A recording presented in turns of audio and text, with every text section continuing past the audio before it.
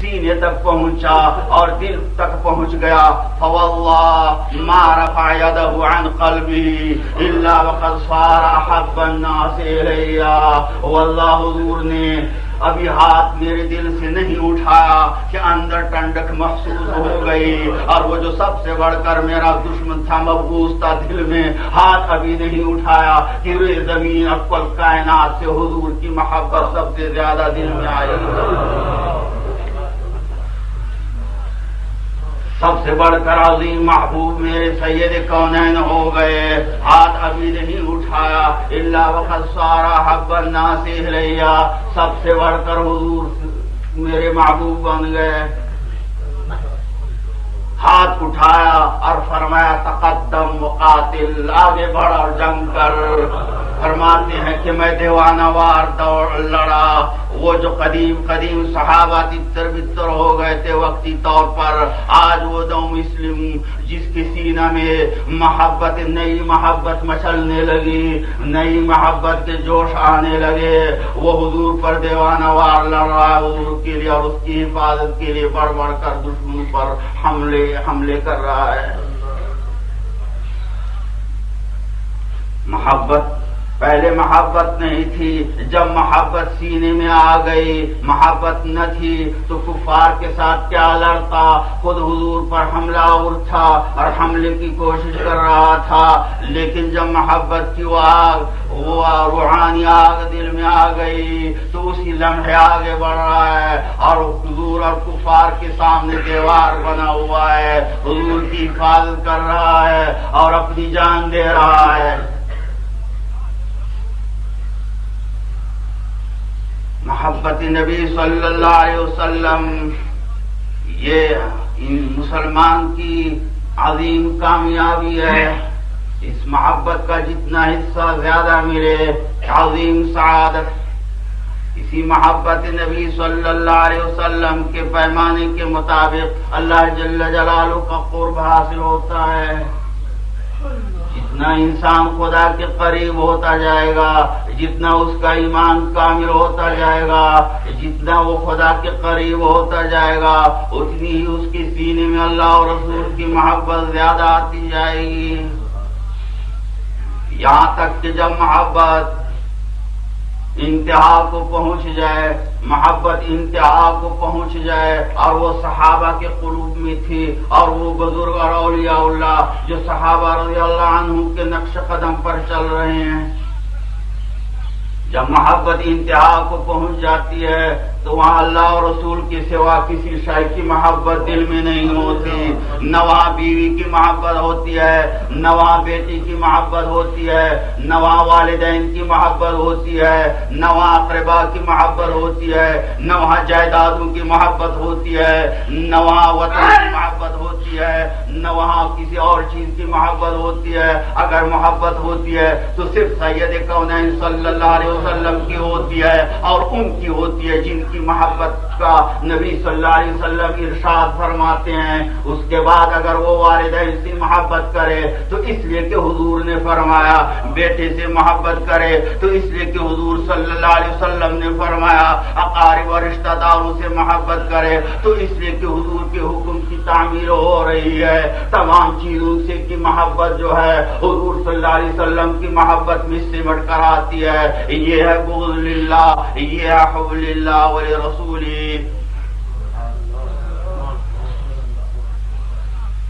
بیٹوں کی محبت حضور صلی اللہ علیہ وسلم کی محبت کے تابع ہے. اولاد اور رشتہ داروں کی محبت سید کونین صلی اللہ علیہ وسلم کی محبت کے تابع ہے. والدین سے بھی مسلمان کو محبت رکھنے کا حکم ہے، مگر اس لیے کہ حضور نے فرمایا اولاد کی محبت رکھنا دل میں جائز ہے، مگر اس لیے کہ حضور صلی اللہ علیہ وسلم نے اسے جائز قرار دیا ہے. اور رشتہ داروں کی محبت بھی شرعی امر ہے، مگر اس لیے نہیں کہ وہ رشتہ دار ہیں خود بخود، بلکہ اس لیے کہ حضور صلی اللہ علیہ وسلم نے فرمایا نتیجہ یہ ہوگا، پیمانہ یہ ہوگا کہ جب وہ رشتہ دار اور اقربا سید کونین صلی اللہ علیہ وسلم کی محبت میں مقابلے میں آتے ہیں تو ان سب کو ٹھکرا دیتا ہے اور چھوڑ دیتا ہے.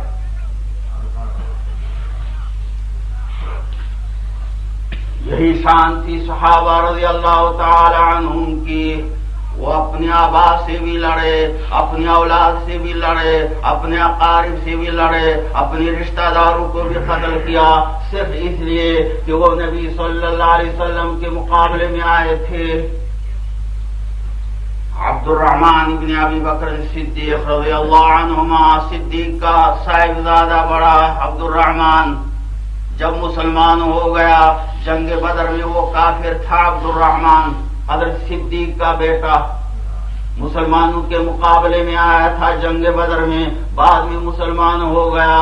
اسلام لانے کے بعد کہتا ہے، ایک دن گھر میں بیٹھے بیٹھے بطور محبت کہتا ہے کہ ابا جان جنگ بدر میں آپ کئی موقع پر میرے نرغے میں آئے، مگر آپ کے باپ ہونے کی عزت کرتے ہوئے میں منہ موڑ لیتا. صدیق نے فرمایا، بیٹا واللہ اگر آپ میرے قابو میں آتے تو میں سب سے پہلے آپ کی گردن اڑا تھا، اس لیے کہ آپ نبی صلی اللہ علیہ وسلم کے مقابلے میں آئے تھے. حضرت ابو عبیدہ رضی اللہ تعالی عنہ، جنہیں امین هذه الامہ کا لقب ملا تھا، محبت نبی صلی اللہ علیہ وسلم کے پیمانے سے انہیں امین هذه الامت کا لقب ملا تھا. کتنے خوش نصیب تھے جب قیامت کے دن وہ اٹھیں گے، اللہ جل جلالہ آواز دے. حب نبی کا نتیجہ ہے کہ اس امت کا سب سے بڑا امانت دار ابو عبیدہ کہاں ہے، وہ اٹھے اور جنت میں داخل ہو جائے. اولاد نہ رہی، جائیداد نہ رہی، وطن نہ رہا، تکلیفیں برداشت کی، دولت نہ رہی اور تکلیفیں اٹھائیں، بھوک رہی، سب کچھ رہی، مگر نبی صلی اللہ علیہ وسلم کی محبت تو مل گئی، اور وہی ہے جس میں دنیا بھی آ گئی، آخرت کی سعادتیں بھی آ گئی. روایات میں ہے کہ جنگ بدر میں ابو عبیدہ رضی اللہ تعالی عنہ کا باپ کافر تھا، مسلمانوں کے مقابلے میں آیا تھا. جب 70 کفار گرفتار ہو گئے، ان میں ابو عبیدہ کا باپ بھی تھا، وہ خود ابو عبیدہ نے گرفتار کر دیا تھا. یہ قیدی ہیں، ان کو مدینہ کی طرف لایا جا رہا ہے. جنگ ختم ہو گئی ہے، مدینہ کی طرف لایا جا رہا ہے. ابو عبیدہ اپنے باپ گرفتار کو ساتھ لا رہے ہیں. ابو عبیدہ کے بارے میں آتا ہے، وَكَانَ مَشْهُورًا بِحُبِّ الْوَالِدَيْنِ قَبْلَ الْإِسْلَامِ وَكَانَ يُضْرَبُ بِهِ الْمَثَلُ. ابو عبیدہ جو ہے یہ والدین کی فرمان برداری میں ضرب المثل تھے، مشہور تھا والدین کی محبت میں اور فرمان برداری میں. لوگ کہتے تھے کہ والدین کی فرمان برداری ایسی کرنی چاہیے جس طرح ابو عبیدہ ہیں. وہ بڑے تھے، والدین مارتے بھی تھے تو سر جھکا لیتے، کوئی حرف زبان پر والدین کے سامنے نہیں لاتے تھے. لیکن آج ایک اور پیمانہ ہے، ایک طرف حب نبی صلی اللہ علیہ وسلم ہے اور دوسری طرف جو ہے بغض نبی ہے. راستے میں مدینہ منورہ کی طرف آتی ہوئی قیدی ہیں لوگ 70. ابو عبیدہ کے پاس اپنا باپ ہے. ابو عبیدہ کے باپ نے نبی صلی اللہ علیہ وسلم کے بارے میں کچھ ناشائستہ الفاظ کہے، کیونکہ بہرحال وہ غمگین تھا، گرفتار ہو گیا تھا، تکلیفیں پہنچی تھی.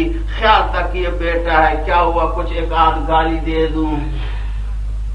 ابو عبیدہ نے فوراً ٹوکا، ابا جان خبردار، یہ الفاظ آپ نے زبان پر لائے، اگر پھر لائے تو خیر نہیں.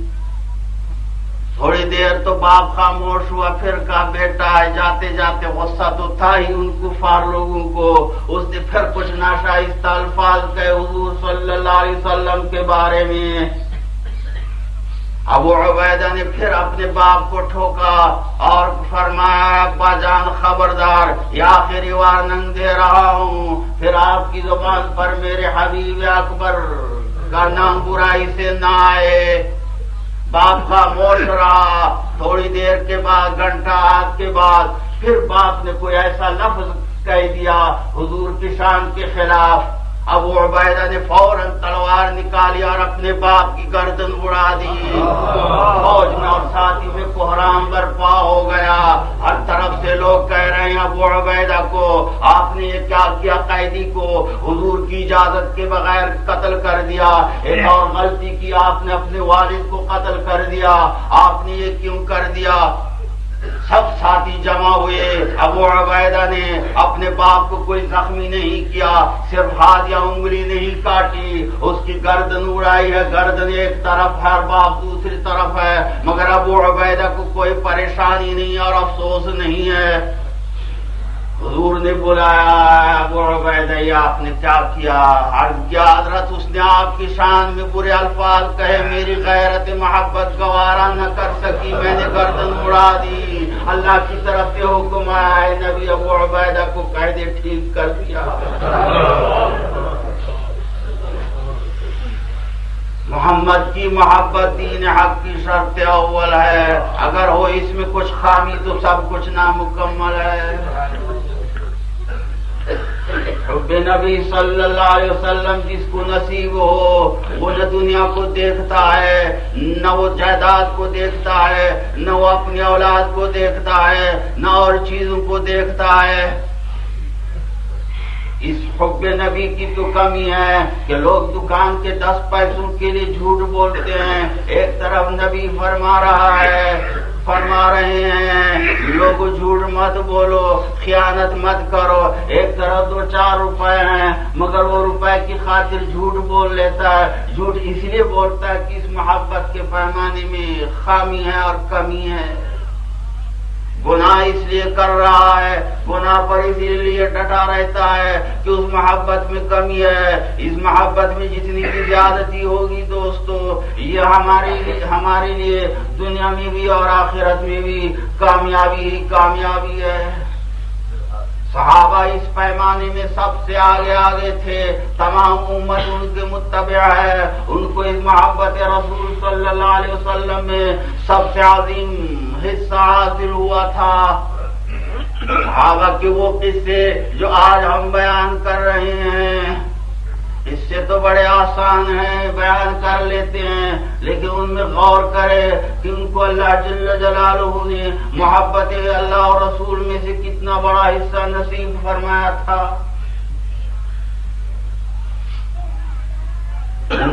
وہ غریب رہے، تنگ دست رہے اور تکلیفیں اٹھائی، مگر اللہ ان سے راضی ہوا اور نبی راضی ہوا. اس پر وہ مگن تھے اور یہ ان کے لیے جنت تھی. یہ ان کے لیے جنت، یہ تمام تکلیفیں ان کے لیے خوشیاں تھی.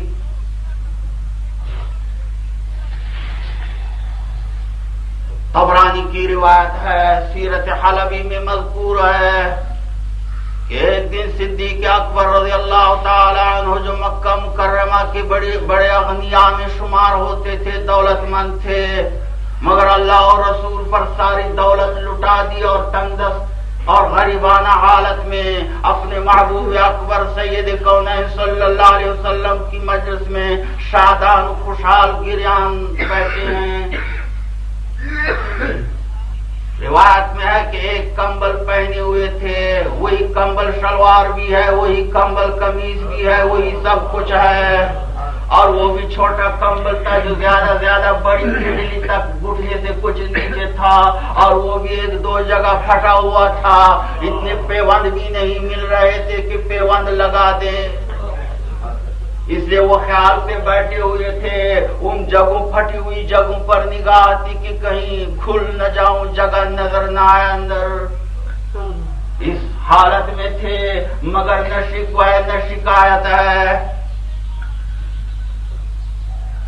دولت لٹا دی، حالت یہ ہو گئی، مگر دل کی دنیا کو دیکھیے اور اللہ اور رسول کیا اس کے قرب اور مقام اور مراتب کو دیکھیے. روایت میں آیا، طبرانی کی روایت ہے کہ فجاء جبریل من اللہ تعالی وقال یا رسول اللہ ان اللہ یقول السلام علی ابی بکر وقل له هل انت راض فی هذه الحالہ. اللہ جل جلالہ کی طرف سے جبریل آیا اور جبریل تشریف لے آیا اور فرمایا اے نبی اللہ جل جلالہ کی طرف سے سلام صدیق کو پہنچا دیجئے کہ اللہ آپ کو سلام کہتے ہیں اور